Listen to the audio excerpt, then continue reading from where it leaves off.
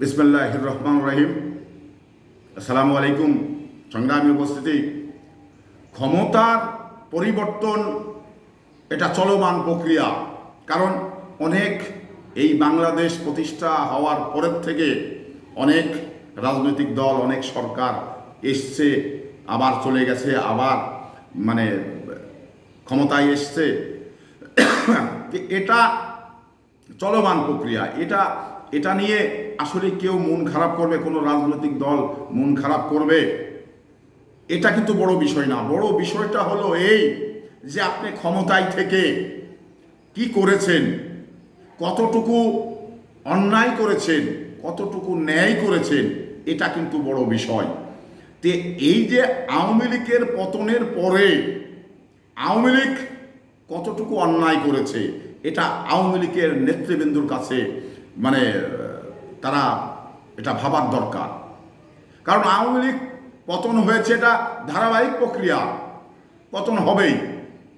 কিন্তু আওয়ামী লীগ যে কথাটি বলতো সেটা হলো যে আমরা 41 সাল 50 সাল, এই যে এই কথাটি অনেকেই বলেছে, সেটা হলো যে অনেকে না জেনেই বলেছে, অনেক জেনেই বলেছে, অনেক ক্ষমতার মানে দীর্ঘ সময় ক্ষমতায় আছে সেই ক্ষেত্রে বলেছে। তো আসলে এটা কে কিভাবে বলেছে আমি এদিকে যাচ্ছি না, কিন্তু এই ক্ষমতায় থাকার পরে আচ্ছা আসলে জনগণের কতটুকু উপকারে আসলো, আমি জনগণের কতটুকু উপকার করতে পেরেছি, এটা কিন্তু বড় বিষয়। তো এবার যদি জনগণের রাষ্ট্রের আপনি ভালো কিছু করে থাকেন, তাহলে পতনের সময় আপনার স্বস্তিদায়ক পতন হবে, আপনি বাংলাদেশেই থাকতে পারবেন, আবার পরের দিনেই কিন্তু রাজনীতিতে সক্রিয় হতে পারবেন। কিন্তু এই যে আওয়ামী লীগ যে পতনটা নিয়ে বিদায় হলো, এই পতনে বাংলাদেশে আমার ধারণা যে মানে 20% উপকার করেছে কিনা, ভালো কিছু করেছে কিনা, এটাই সন্দেহ রয়েছে। বাদ বাকি 80% লোক এই আওয়ামী লীগের শাসনে কষ্ট পেয়েছে। এই কষ্ট পাওয়ার কারণেই জনগণ কিন্তু কিছু বলতে পারে না। একজন সরকার প্রধানে যতবেল ক্ষমতায় থাকে ততবেল কিন্তু জনগণের কথার কোনো দাম থাকে না, জনগণ বললেও সেটা শোনা হয় না।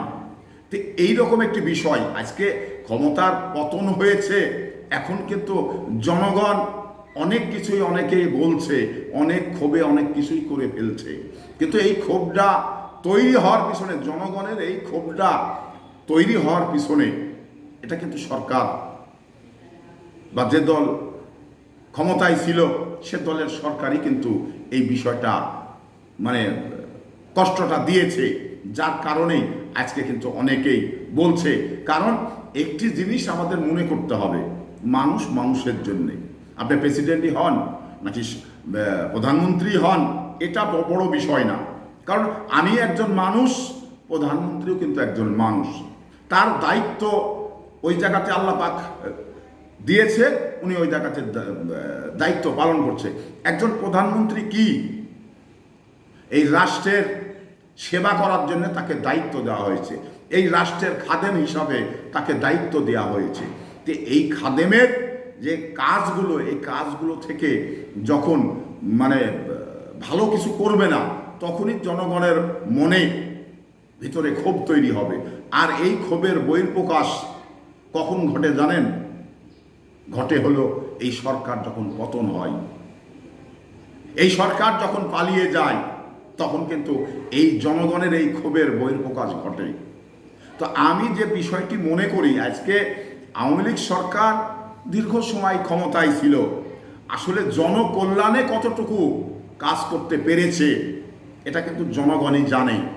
তো আমরা এদেশের জনগণ যারা, তারা কিন্তু মানে ওই যে একটি কথা বললাম না, এই আওয়ামী লীগের সরকার 20%ও জনগণের কল্যাণে কাজ করেনি। কারণ উনি নিজের দলের এবং বিদেশে টাকা পাচার করা এই সমস্ত কাজগুলোতেই উনি কিন্তু মেতেছিলেন। আসলে জনগণের যে উন্নয়নের কাজ, জনগণের যে উপকারে আসবে এই সমস্ত কাজগুলো কিন্তু বাংলাদেশে হয়নি, যার কারণেই জনগণ আজকে 80% জনগণ ক্ষোভের বহিঃপ্রকাশ ঘটাচ্ছে।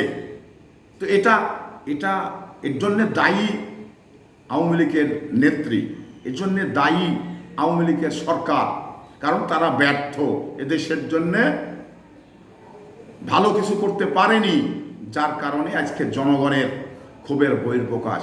আজকে শেখ মুজিব তার অবদান বাংলাদেশে কতটুকু রয়েছে এটা কিন্তু বাংলাদেশের মানুষ জানে। তো তার চেয়ে আওয়ামী লীগ জনগণের কাছ থেকে বেশি আদায় করে ফেলেছে, যার কারণে আজকে শেখ মুজিবের নামটা পর্যন্ত বাংলাদেশে নেওয়ার মতো ক্যাপাসিটি নেই।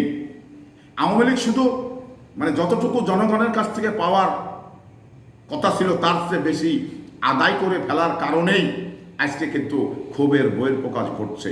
তো এই বিষয়গুলো প্রত্যেকটি রাজনৈতিক দল এবং প্রত্যেকটি যারা ক্ষমতায় যে প্রধানমন্ত্রী হবে তাদের এই বিষয়টি মাথায় রেখে, কারণ অতিরিক্ত কিছুই ভালো না। এই রাষ্ট্রের মালিক হলো জনগণ। এক সময় আজকে আওয়ামী লীগ 15 বছর ধরে তারা ক্ষমতায় থেকে জনগণকে কোনো গুরুত্ব দেয়নি, জনগণকে কোনো মূল্যায়ন করেনি, কিন্তু ঠিক আল্লাহ পাক এক সময় জনগণের হাতেই কিন্তু এই মালিকানা ফিরিয়ে দিয়েছেন। তো এই বিষয়টি সবাইকেই আমাদের মনে রাখতে হবে, কারণ জনগণ এই রাষ্ট্রের মালিক।